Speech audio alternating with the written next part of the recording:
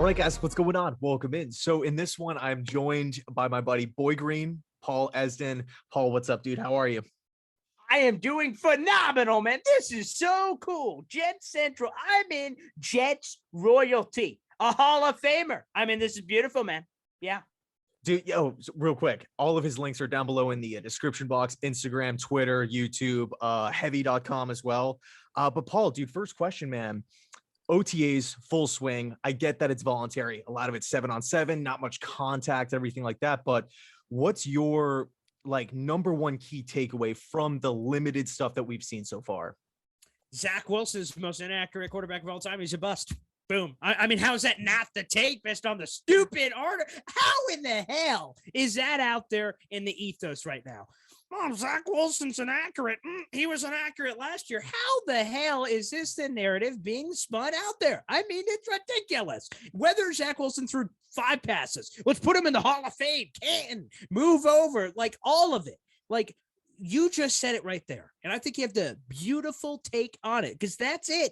When you know what you have going into it, it's like going to a movie, okay? And when we watch the stupid movie, right, the little spoofy movie that we know what it is, we know that it's not going to win any Academy Awards or anything. That's fine because we know that heading in. I'm going in, I'm just trying to get a laugh. That's all I'm trying to get. Voluntary OTAs, I know what I'm going to get. I get it. It's not full-fledged football. I'm not coming away with power rankings. I'm not coming away with, wow, that guy's going to be a superstar. You know that going in, and when you take that mindset in, you can walk away with OTAs with some legitimate takeaways.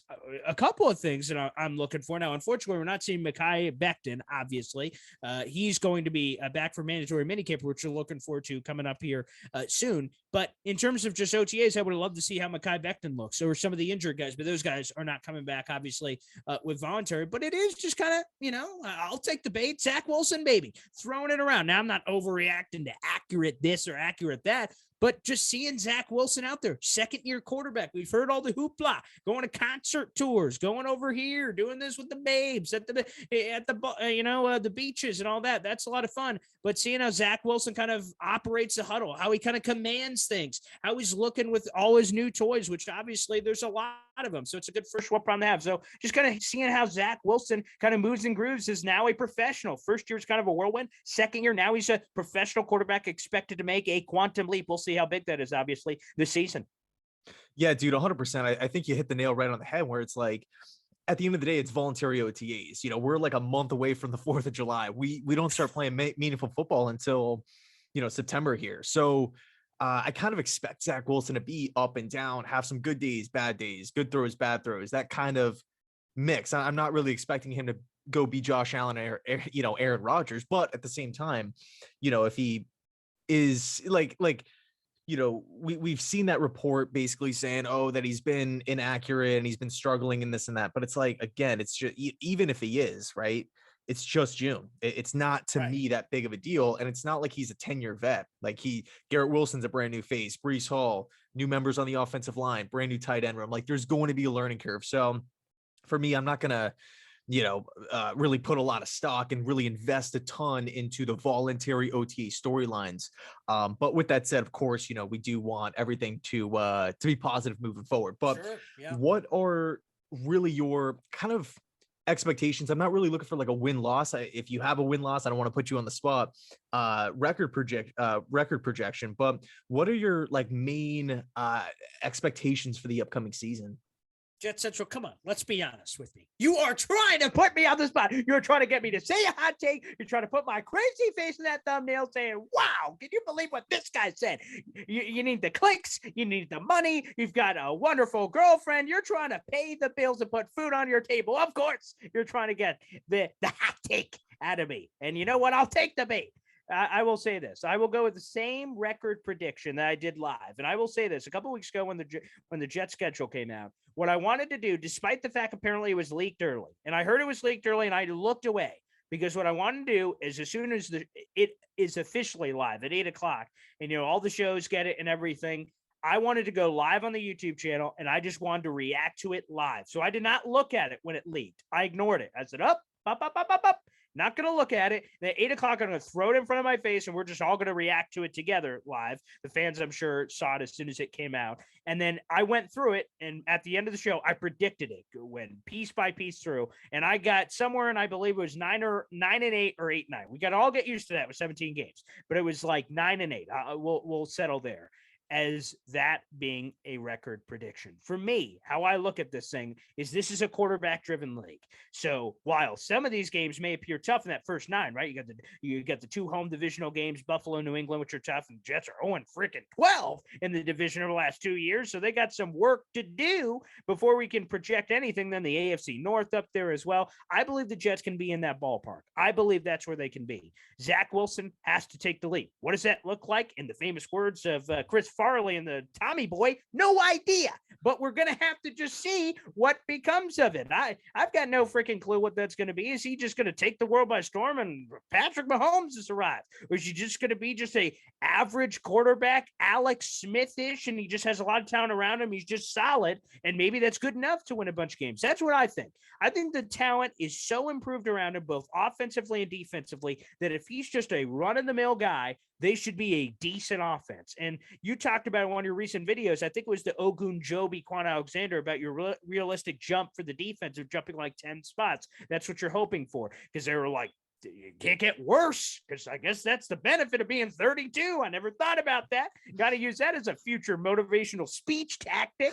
But so just moving up there a little bit. That's it. Be run of the mill. For most teams, it's going to be what the Jets' expectations are. For most teams are like, ugh, that's disgusting. But for us, we've had so much terrible that would be a massive progress. It'd be a massive improvement. So my prediction, just from a record standpoint, outside of anything else that you want me to dive into, is just from a record standpoint, I think 9-8. And people will think that's crazy. People think that's dumb. They're like, the AFC is stacked. The Jets' first half of the schedule is rough. I don't think so. You got Mitchell Trubisky or Kenny Pickett. I'm sorry, but I don't look under the bed to see if Mitchell Trubisky or Kenny Pickett is under there. I just don't do it.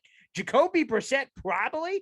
I don't know what's happening with Deshaun Watson. I'm not a doctor or a lawyer. I have no idea what's going to be happening there. But you look at these quarterbacks, I'm like, those guys, Jacoby Brissett, Kenny Pickett, all these randos, okay? There's some good ones. Russell Wilson, Aaron Rodgers, those guys. But you know what? You have to handle your own business. I can't look at the AFC and say, wow, that's really hard. I guess I'll grab my ball and go home. No. Sack up, baby. Let's try to see what you got. Let's see if you got a backbone. There'll be a flopping jellyfish out there. So I got confidence in this team, man. I'm thinking 9-8, baby. 9-8, dude. I love the optimism. And, you make a good point about the quarterbacks. And, when you were talking about Zach Wilson, maybe he's Pat Mahomes, maybe not. Maybe he's just an Alex Smith. Alex Smith won a bunch of games. Yeah. When did he win those games? When he had talent around him. Zach Wilson has talent around him. Garrett Wilson, Elijah Moore, Corey Davis, Breece Hall, Michael Carter. We could sit here for, 10, 15 minutes just raving about, all the talent that this team has, both on offense and defense, and of course, to put it in perspective and be a little realistic here, we're not on the same level as a team like Buffalo and Cincinnati and stuff like that. Of course not. But from where this team was, a year ago, I think this team is way more. There's a lot of talent here. Joe Douglas did his job addressing major positions of need, adding major talent, both through free agency and the draft. And, you talked about Quan Alexander and Larry Ogunjobi before. Joe Douglas still might not be done. Okay, so I think, look, if Zach Wilson could just be the game manager, be the Alex Smith, I think that's good enough. That's what we saw Mike White do a little bit last year.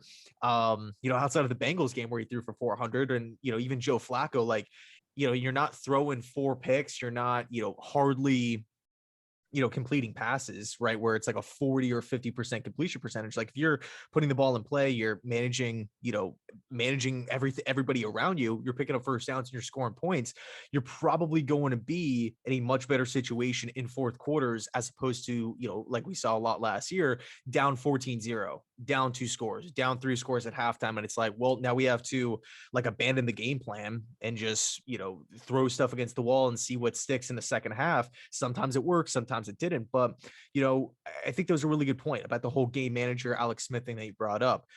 Now, do you think, heart of hearts, do you think Zach Wilson does take a big jump, or do we kind of see the same thing that we saw from him last year? Let me put it in this realm. okay, we brought up the Alex Smith example, which is kind of off the top of my head, but let's use that for a second. I believe it'll be Alex Smith with hydraulics. Okay. Let's add a little sizzle. Okay. He's going to have a nice, a spinning necklace on. I think he's got a little bit more juice from just a pure talent perspective. The days of Alex Smith being number 1 overall pick to athlete today of being 2nd overall pick is a giant chasm. So I believe Zach Wilson is going to make that jump. Now, I try to be, at least, somewhat realistic with what we're talking about here. For me, my projections for Zach Wilson are somewhere in the 35 to 3,700 yards ballpark.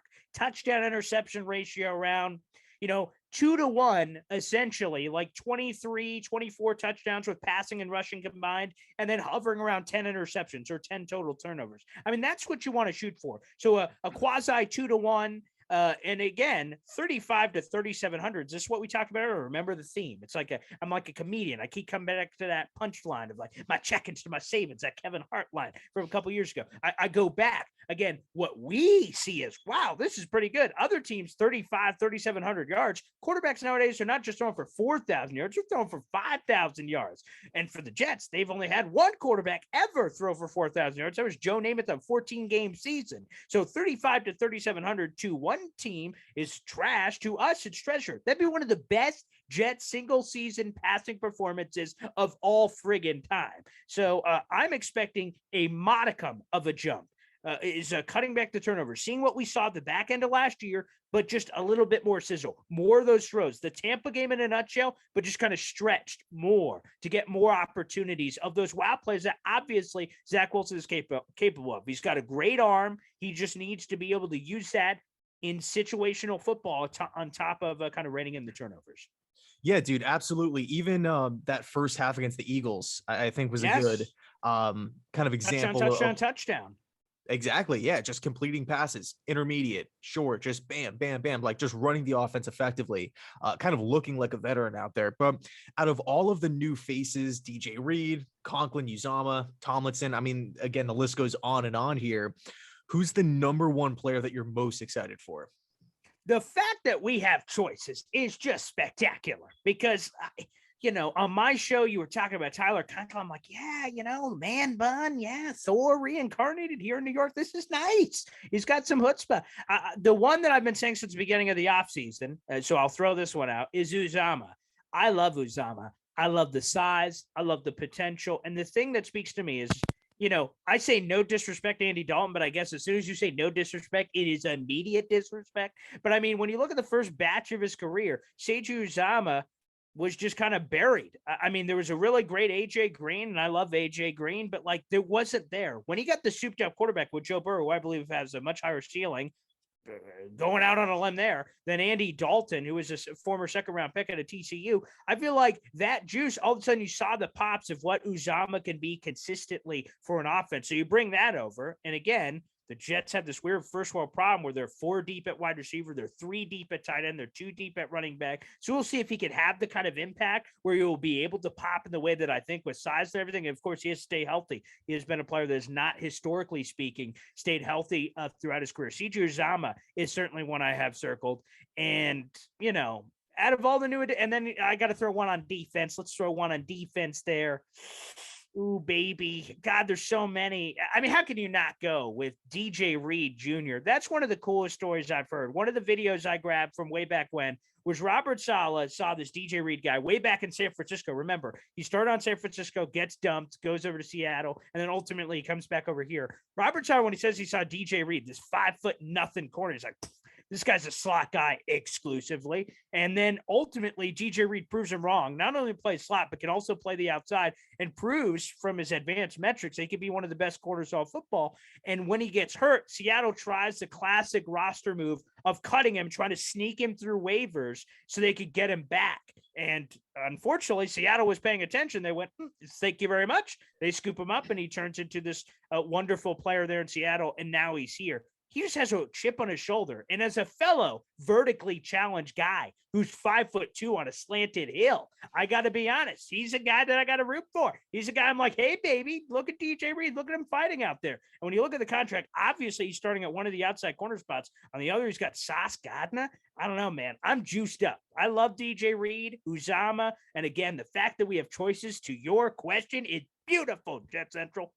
Yeah, dude. Another so you talked about Uzama. Another point that we could kind of throw layer on top of that is the fact that like the Jets run, a West Coast offense that, if we take a look at other West Coast offenses in the NFL, they really utilize the tight end in the passing game, whether it's Waller with the Raiders, Kittle with San Francisco, Higbee with the Rams, even Jordan Reed with Washington a couple years ago. Like if we take that scheme, right, if we have that element of the offense and we just don't really do anything with it, which was, basically what we saw last year with Ryan Griffin and, Croft and everything like that. We just didn't really have that extra, again, layer to the offense. It just wasn't really utilized. But to have that now in Zach Wilson's back pocket on 3rd and 6, 3rd and 4, now the tight end option is available. Defensive coordinators have got to figure out what the heck is happening at tight end, right? Last year, Tyler Croft wasn't striking fear in anybody. It just wasn't the case, and even Jeremy Ruckert too. I would take Ruckert over everybody that we had on the roster last year. So I believe that the Jets landed 3 upgrades at the tight end position, a major position of need here. But Paul, dude, I appreciate you hopping on.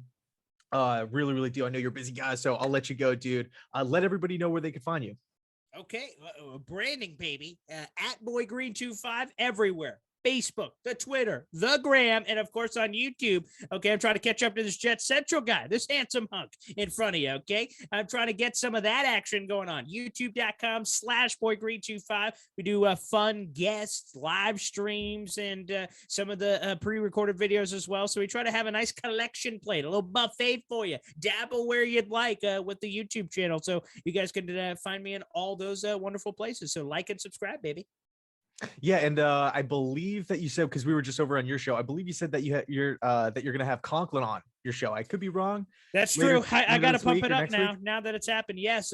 Tyler Conklin, getting the Gronklin, the nickname he gets over there in Minnesota for all that.